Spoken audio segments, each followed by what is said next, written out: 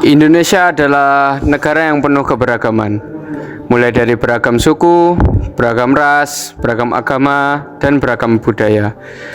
Semua itu berpadu menjadi satu semboyan, yaitu Bhinneka Tunggal Ika. Namun apa arti dari semboyan tersebut? Mari kita telusuri bersama. Semboyan Bhinneka Tunggal Ika. Bhinneka Tunggal Ika ini berasal dari Kitab Sutasoma yang merupakan karya Empu Tantular pada masa ke-14 di Majapahit yang berbunyi, walau berbeda-beda tetapi tetap satu.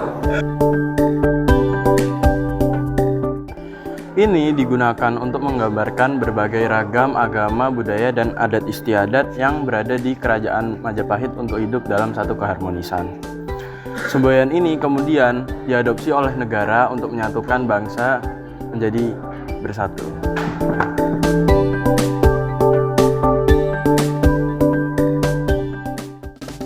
Kenapa Indonesia cocok sekali dengan Bhinneka Tunggal Ika? Karena bangsa kita penuh dengan keberagaman, 1.300 suku bangsa, 700 bahasa daerah, dan 6 agama resmi.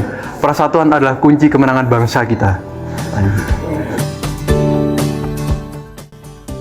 Contoh penerapan Bhinneka Tunggal Ika itu cukup sederhana. Misalkan kita bisa saling menghormati dengan teman yang berbeda agama, ataupun pada saat hari besar kita bisa saling mengucapkan kata selamat. Atau di kelas, saat kita bekerja dalam suatu kelompok, kita tidak akan membedakan teman berdasarkan agama dan budaya. Saat kita bekerja sama, kita akan bersama-sama untuk mencapai suatu tujuan. Jadi di sini kita akan membahas kasus yang mencederai nilai Bhinneka Tunggal Ika, yaitu pada kasus pembubaran ibadah mahasiswa Katolik Universitas Pamulang di Tangerang Selatan pada 5 Mei 2024. Pada malam itu, sejumlah mahasiswa Katolik tengah melaksanakan doa rosario di rumah kontrakan. Ketua RT setempat bersama 3 warga lainnya datang membawa senjata tajam dan melakukan intimidasi verbal hingga terjadi kekerasan fisik. Salah satu korban bahkan terluka akibat bacokan.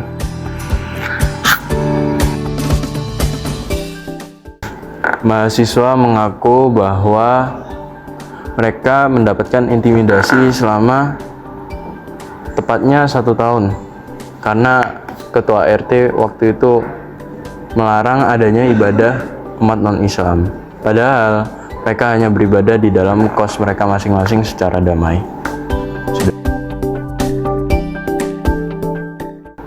Kejadian ini adalah bentuk pelanggaran terhadap kebebasan beragama yang dijamin dalam Undang-Undang Dasar 1945 Pasal 29. Kasus ini menunjukkan betapa lemahnya penegakan hukum terhadap intoleransi di kalangan masyarakat. Nah, di sini sudah tercatat ada 573 kasus gangguan terhadap tempat ibadah di Indonesia selama tahun 2007 sampai tahun 2022. Hal ini menjadi bukti bahwa di sini kita harus mulai menguatkan yang namanya toleransi dan juga hukum yang adil.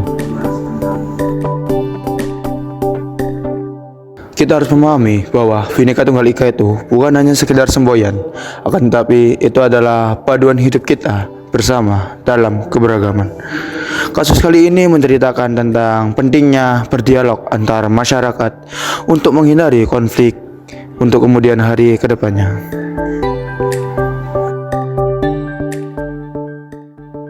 Mari terapkan semangat Bhinneka Tunggal Ika dengan cara saling menghormati. Jangan menjadikan perbedaan menjadi pemicu konflik. Kita kuat, bangsa ini kuat karena keberagamannya. Ingat, keberagaman adalah kekuatan kita, bukan kelemahan. Jadilah bagian dari generasi yang menjunjung tinggi nilai-nilai Bhinneka Tunggal Ika. Terima kasih telah menonton.